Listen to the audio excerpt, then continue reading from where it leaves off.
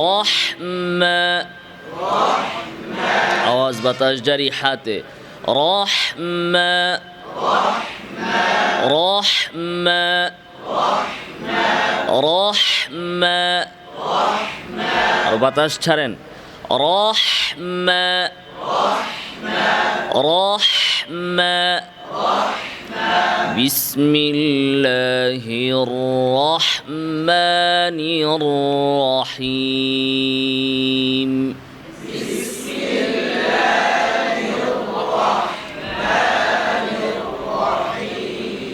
হা হচ্ছে না বাতাস ছেড়ে রহমা রহমা আওয়াজ এবং বাতাস জারি রহমা আবার বলুন জোরে বলুন বিসমিল্লাহির রহমানির রহিম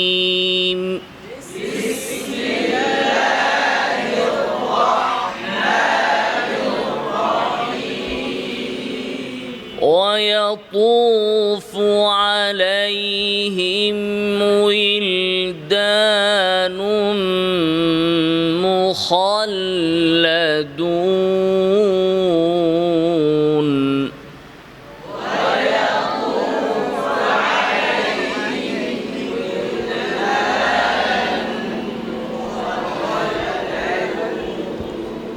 ওয়াও ইস্তিফাল আওয়াজ নিচে ওয়া ওয়া শক্ত না ওয়া শক্ত না ঠোঁট নরম ওয়া ওয়া ওয়া ওয়া ওয়া ওয়া নরম ঠোঁট নরম ওয়া ওয়া ওয়া ঠোঁট নরম করে গোল করে আওয়াজ নিচে ওয়া ওয়া ওয়া ওয়া ويطوف عليهم ولدان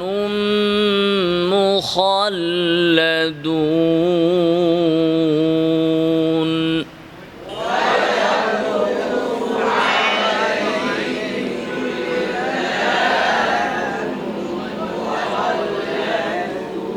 ويا ويا ওয়া ইয়া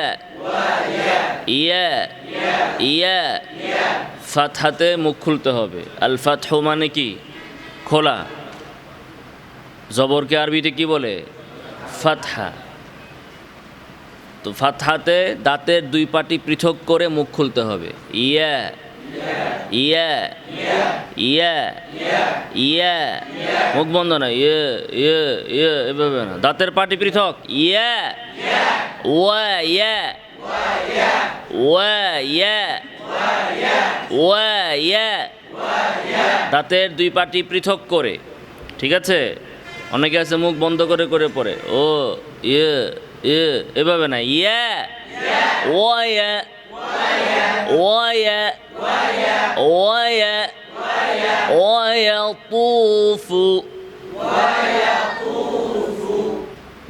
ضمতে দুই ঠোঁটকে দম সামনের দিকে নিয়ে গোল করতে হবে তু ويطوف طوف আমার দিকে দেখতে হবে আরো দম সামনের দিকে তুফু তুফু ক মোটা হবে ক মোটা হবে ইস্তিলা আওয়াজ উপরে জিহ্বার গোড়া উপরে তু ইস্তিলা হরফ কয়টা কি কি নতুনরা কে কে জানে না হাত উঠান তো ইস্তিলা হরফ 7টা কি কি কে কে জানে না হাত তুলেন সবাই জানেন একজনে জানে না ইস্তিলা হরফ 7টি খুস্স বলেন এগুলোর সমষ্টি হচ্ছে খুস্স ضغط قيض خص ضغط قيض এইভাবে মনে রাখবেন তাহলে ভুলবেন না খুস্স ضغط قيض কি কি আসলো খুস্স খ صاد তারপরে ضغط ضاد غين ط কিল কফ ভ, এগুলো হচ্ছে ইস্তেলায়ের হরফ, আল হরুফুল মুস্তাআলিয়া। অর্থাৎ এই হরফগুলো আদায় করার সময় আওয়াজের গতি উপরের দিকে, কোন দিকে? উপরের দিকে থাকবে, জিহ্বার গোড়া উপরের দিকে থাকবে। আর এর বিপরীতে যে হরফগুলো আছে সেগুলোকে, সেই সিফাতকে বলে ইস্তিফাল, এবং সেই হরফগুলোকে বলে আল হরুফুল মুস্তাফিলা। ইস্তিফাল, আসফাল মানে নিচে, ওই হরফগুলো উচ্চারণের সময় আওয়াজের গতি নিচের দিকে, জিহ্বার গোড়া নিচের দিকে, আকসাল লিসান নিচের দিকে। যেমন দেখেন ত আর তা, ততে ইস্তিলা, খুসসাদিন, ত উচ্চারণের সময় আওয়াজ উপরে, ত উপরের দিকে গেছে, ত ত ত ত উপরে। আর তা কোন দিকে গেছে? তা তা কো তা কো তা কো তা। ইস্তিলা কোন দিকে গেল? ইস্তিলা নিচের দিকে। ইস্তিলা কোন দিকে? আলি উলুবুন, উপরে। ইস্তিলা কোন দিকে? উপরে। আর ইস্তিফাল নিচে। কো তা কো তা। বুঝে আসছে কথা? তো যখন আপনি কোনো হরফে ইস্তিলা করবেন, অর্থাৎ আওয়াজ উপরের দিকে নেবেন, জিহ্বার গোড়া উপরের দিকে তুলবেন, তখন হরফটাকে মোটা হয় না পাতলা হয়? ও মোটা হয়েছে না পাতলা হয়েছে? তা কি হয়েছে? পাতলা হয়েছে। তো ইস্তিলা করলে হরফ মোটা হয়। এই মোটা হওয়াকে আরবিতে কি বলে? তাফখিম। কি করা? তাফখিম। বলেন। উর্দুতে বলে পুর করা, আরবিতে কি বলে? তাফখিম। জোরে বলেন, আওয়াজ হয় না। তাফখিম, তাফখিম। যে হরফকে মোটা করা হয়, পুর করা হয়, তাফখিম করা হয়, সে হরফকে বলে মুফাখম। ইসমে মাফউল, মুফাখম। কি বলে? মুফাখম। তো ইস্তিলা থেকে তাহলে আরেকটা সিফাত সৃষ্টি হয়। ইস্তিলা করলে অটোমেটিকলি আরেকটা সিফাত সৃষ্টি হয়, সেটার নাম কি? কয় ইস্তিফাল। বুঝে নাকি এরা বাংলা কথা? ইস্তিলা করলে ইস্তিফাল সিফাত হয়, ইস্তিলার বিপরীত দিকে ইস্তিফাল। ইস্তিলা মানে উপরে, ইস্তিফাল মানে কি? নিচে। তাহলে ইস্তিলা করলে ইস্তিফাল কেমনে হয়? কথা বলে না। গরম পানি খেলে ঠান্ডা লাগে? গরম পানি খাইলে কি ঠান্ডা লাগে? তা আপনি তো ওই ধরনের কথাই বলতেছেন। ইস্তিলা করলে ইস্তিফাল সৃষ্টি হয়। মিষ্টি খাইলে ঝাল লাগে? তো ইস্তিলা ইস্তিফাল তো একটা আরেকটার বিপরীত। তো ইস্তিলা করলে ইস্তিফাল কেমনে হবে? বোঝা গেল যে বুঝে না কয়েকজনে পুরো আলোচনাটাই। ইস্তিলা মানে উপরে, ইস্তিফাল মানে কি? তো নিচতলা আর উপরতলা কি এক? তো ইস্তিলা করলে, উপরে তুললে হরফটা কি হয়? মোটা হয়। তাহলে ইস্তিলা থেকে কি সিফাত বের হয়? মোটা হওয়ার সিফাত। কি সিফাত? ইস্তিলা যদি করেন তাহলে অটোমেটিকলি মোটা হয়ে যাবে হরফটা। এই মোটা হওয়াকে আরবিতে কি বলে? তাফখিম। তাহলে ইস্তিলা থেকে কি সিফাত বের হয়? মনে থাকবে, ইস্তিলা করলে অটোমেটিকলি তাফখিমের সিফাত সৃষ্টি হয়ে যাবে। এই তাফখিম মানে হচ্ছে মোটা করা, তাফখিম মানে হচ্ছে পুর করা। উর্দুতে বলে পুর, বাংলায় বলে মোটা। তো আমরা যেহেতু এই ভারতীয় উপমহাদেশে সবাই উর্দু বেশি, এই জন্য আরবি পরিভাষা বাদ দিয়ে আমরা কি শিখছি ছোটোকাল থেকে? পুর করা, জবর, জের, পেশ, এগুলো শিখছি। কিন্তু আরবি পরিভাষা আমরা শিখি নাই। কোরআন শরীফ আরবিতে, কিন্তু কোরআন শরীফের পরিভাষা আমরা শিখছি কোন পরিভাষা দিয়ে? কোরআন শিখলাম ফার্সি, উর্দু। বুঝে আসছে কথা? তো জবর, জের, পেশ, এই জবরকে আরবিতে কি বলে? দম্মাকে, পেশকে কি বলে? জেরকে কাসরা। এই যে এই নামগুলো আছে, এই নামগুলোর সাথে কিন্তু একটা কাজের সম্পর্ক আছে। ফাতহাকে ফাতহা কেন বলা হয়? দম্মাকে দম্মা কেন বলা হয়? কাসরাকে কাসরা কেন বলা হয়, এগুলো কই থেকে আসলো? ফাতহা, দম্মা, কাসরা এগুলো সর্বপ্রথম কে আবিষ্কার করেছেন? জিনিস তো আগে ছিল, কিন্তু এই নামকরণ এগুলো কে করছেন? কে বলতে পারবে? বলতে পারবেন না আপনারা। নাহুর আবিষ্কারক কে বলেন তো? এই ফোনটা ধরেন।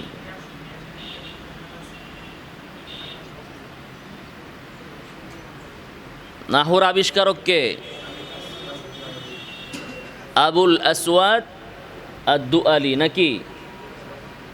নাহুর আবিষ্কারক, এইদিকে খেয়াল, নাহুর আবিষ্কারক কে? এই কে কে জানেন? কে কে জানেন আগে থেকেই? তুমি তো জানো, কিতাবখানায় পড়ছো। আবুল আসওয়াদ দুআলি তিনি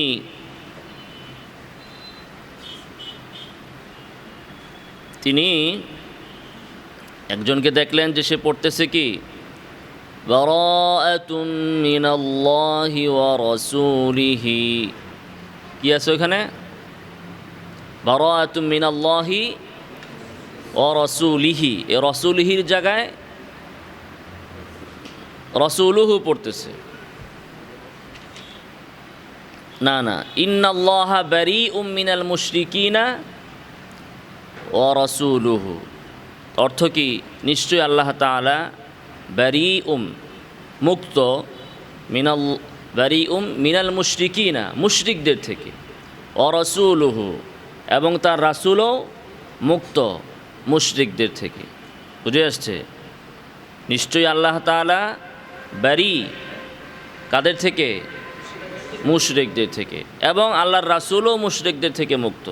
মানে মুশরিকদের সাথে আল্লাহ এবং তার রাসূলের কোনো সম্পর্ক নাই, এটা হচ্ছে অর্থ। তো এই জায়গায় একজনে পড়তেছে ইন্নাল্লাহা বারীউম মিনাল মুশরিকিনা ওয়া রাসূলিহি, নাউযুবিল্লাহ। অর্থ কি দাঁড়াইলো তাইলে?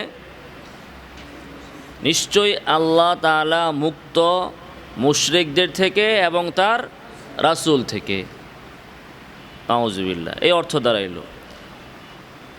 তো আগে কোরআন যখন প্রথম অবতীর্ণ হয়েছে মক্কাবাসীর উপর,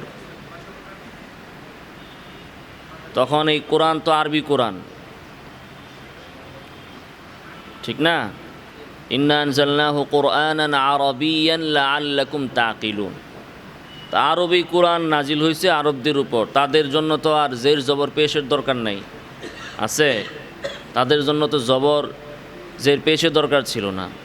কিন্তু আস্তে আস্তে যখন কোরআনটা অমুসলিম কান্ট্রিতে গেছে, অমুসলিমরা মুসলমান হয়েছেন, আস্তে আস্তে আজমিরা মুসলমান হয়েছে, অনারবরা মুসলমান হয়েছে। যেমন আমরা কি মক্তবের ছেলেরা কোরআন পড়ে অর্থ বুঝে পড়ে? জবর কেন দিল, জের কেন দিল বুঝে পড়ে না। তো আন্তাজি পড়ে, এত এখন জবর জের পেশ না থাকলে তারা পড়তে পারতো না।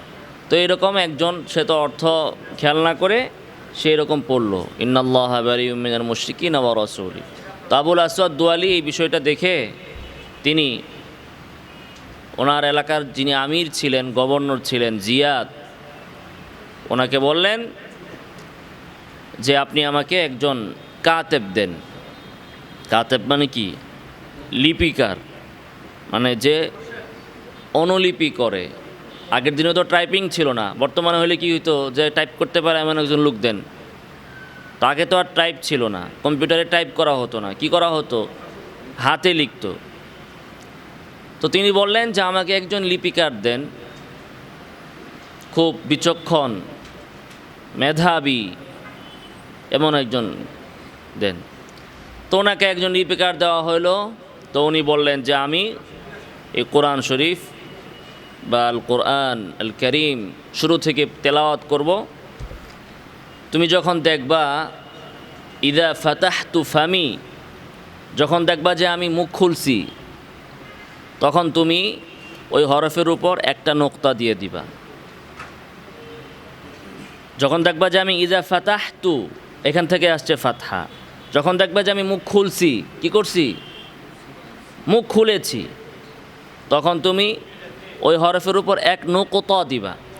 তাহলে বর্তমানে আমরা ফাতহা জবরের যে আকৃতি দেখি, জবরের শুরুটা এই আকৃতি দেওয়া হয় না, কি দেওয়া হয়েছিল, নোকতা, এক নোকতা। হরফের উপরে যদি এক নোকতা থাকে তা নোকতা দুই প্রকার।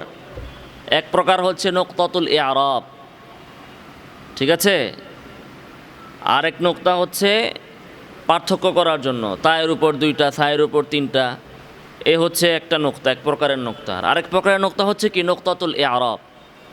এই বর্তমানে যেটাকে আমরা জবর দেখি, জেড দেখি, পেজ দেখি যে আকৃতিতে, এগুলো আগে লেখা হয়তো নোকতার আকৃতিতে, নোকতা দিয়ে। তো উনি বলেছেন যদি তুমি দেখো আমি মুখ খুলতেছি কোনো হরফে, তাহলে তুমি এটার উপরে এক নোকতা দিয়ে দিবা। যেমন আমি যদি এইভাবে পড়ি এল, তাহলে হামজার উপরে কি বসায় দাও, এক নোকতা বসায় দাও। আর যদি দেখো যে আমি দুই ঠোঁটকে কোথাও দম করেছি, দমামতু ফামি বিহারফিন, তাহলে হরফের মাঝে মধ্যখানে একটা নোকতা দিয়ে দিবা। আর যদি দেখো যে ওইদা কাসারতু, কোনো হরফকে আমি ভাঙছি, ভাঙা, যেমন মি, ওইদা কাসারতু ফামি বিহারফিন, আমি যদি কোনো হরফ উচ্চারণ করতে যে আমার মুখকে ভাঙতেছি, যেমন মি, বিস মি, তাহলে তুমি হরফের নিচে একটা নোকতা দিবা।